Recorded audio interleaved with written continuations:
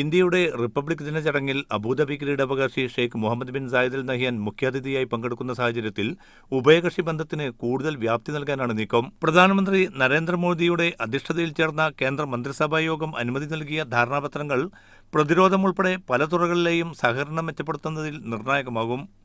സമുദ്ര ഗതാഗത മേഖലയിലെ സഹകരണത്തിനു പുറമെ കയറ്റിറക്കുമതി നയങ്ങൾ ലഘൂകരിക്കാനുള്ള തീരുമാനം ബിസിനസ് രംഗത്ത് പ്രവർത്തിക്കുന്നവർക്ക് ആവേശം പകരുന്നതാണ്. റോഡ് ഗതാഗതം, ദേശീയപാതാ വികസനം, അടിസ്ഥാന സൗകര്യ മേഖല എന്നിവിടങ്ങളിലും പരസ്പര ബന്ധം മെച്ചപ്പെടുത്താനുതകുന്ന ധാരണാപത്രങ്ങളിലാണ് ഇരു രാജ്യങ്ങളും ഒപ്പുവയ്ക്കുക.